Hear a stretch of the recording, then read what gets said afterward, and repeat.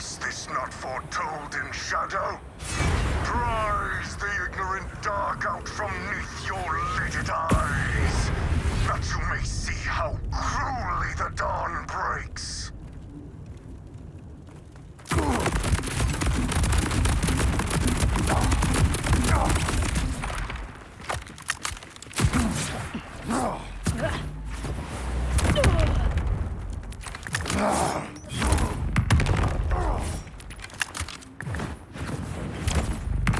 My oath is fulfilled.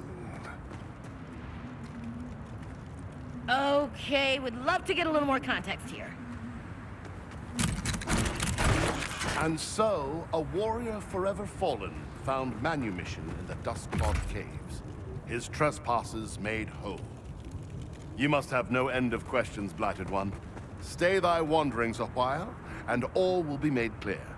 You're owed that much, at the least. Were you just waiting here for me to say that so you could explain this guy's backstory? Is that like your job? That is my own bond, one I sealed for myself. Allow me to sing, then, the final, blissful sorrow of Zanzibar. Now, attend me well, for the tale is as long as it is heartrending.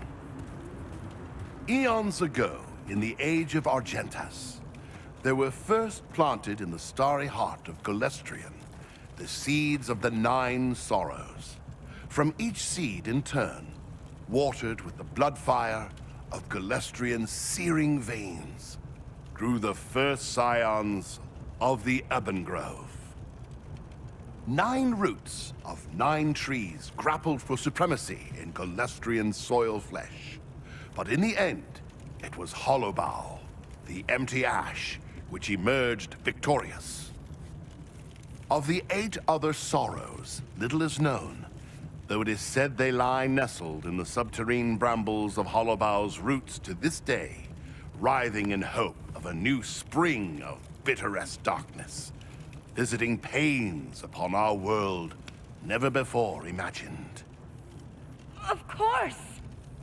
But of course you know this part of the tale already, as it was etched on the hilt of the blade of Turbinado. What that text leaves out is that Chrysanthus Widowmane, yes, the very same who cruelly wove the garland of the sun round Golestrion's pale crown, was present at the felling of ours.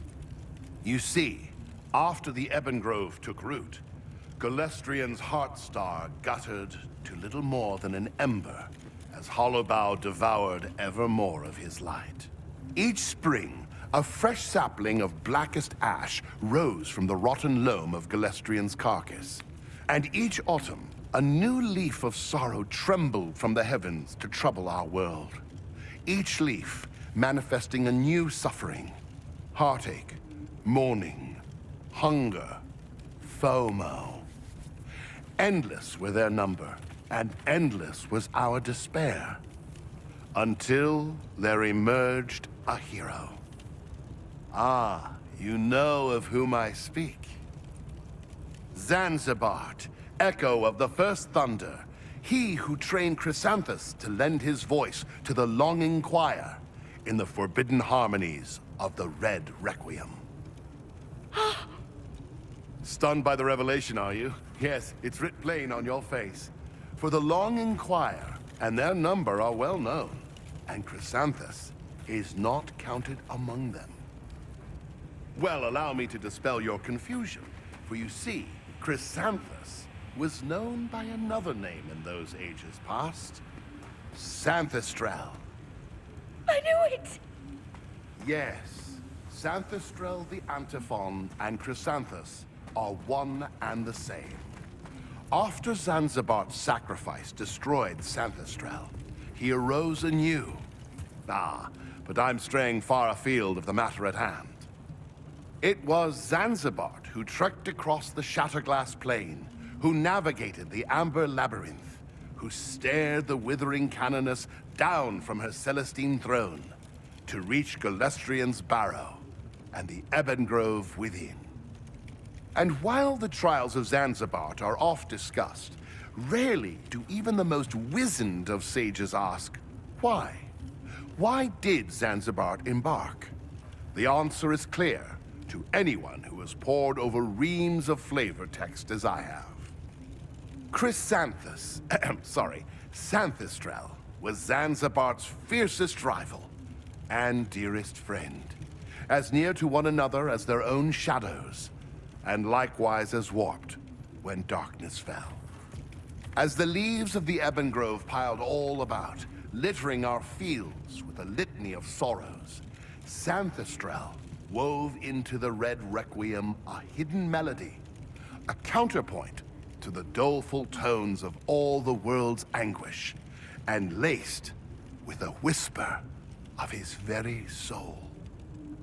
When next the chapel chant voices of the longing choir rang out, it was too late. The music ensnared Zanzibar and compelled him to Xanthistrel's bidding.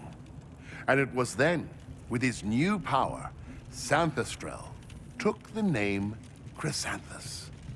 Chrysanthus bound Zanzibar in 7 soul-sworn oaths to halt the sorrows of Hollowbow by any means, ensuring that neither would ever know rest, whilst the oaths went unfulfilled. And so Zanzibar ventured onto his trials and reached the Ebon Grove, and there he failed. His blade found no purchase in Hollowbow's bark. Obdurate as castle stone and steel, the most ravenous fires had no appetite for the mercilessly bitter and cold wood, whose gelid sap transformed any lick of flame into hoarfrost in an instant. And so Zanzibar sought another path, saving our world while dooming us all. He dug into the sodden earth of the Ebon Grove, first by inches, then by miles, and then back to inches, and then cubits for a while, until he reached the tangle of the 9 sorrowful roots, of which only Hollowbow had full grown. And there he tasted but a drop of the root sap of the other 8, savoring each sorrow in turn until he had the measure of them. And there he discovered Nevergreen, the hemlocked gate. And Zanzibar wept, for his oath would soon be fulfilled, and though he would be free of Chrysanthus, his betrayer, so too would he be free of Xanthistrel, his beloved. With his tears, Zanzibar watered Nevergreen, nourishing it on the very sorrows that Hollowbow had strewn for ages. And Nevergreen grew, not to full strength, but enough to brew its insidious poison. For you see, Nevergreen bore the sorrow of stasis, of paralysis and petrification, of ceaseless torment. And though Hollowbow would never knowingly sip of Nevergreen's roots, its thirst for blood was boundless. Zanzibar ate from Nevergreen's wood, passing through the hemlocked gate into eternity, but not before opening his veins to the ravening roots of Hollowbow.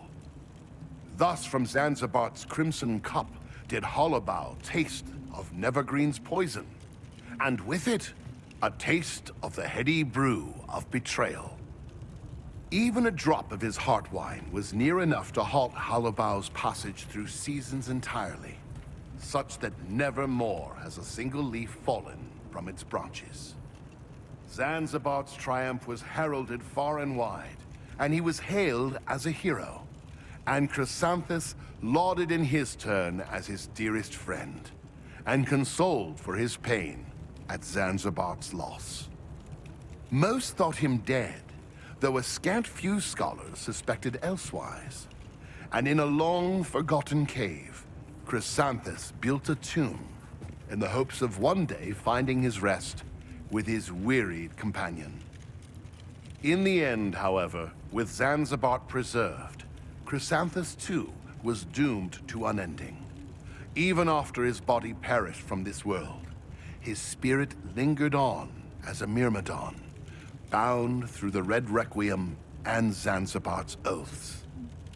It was long said that, should he ever find his rest to join Zanzibar, their oaths would be fulfilled, and they might know a measure of peace at last.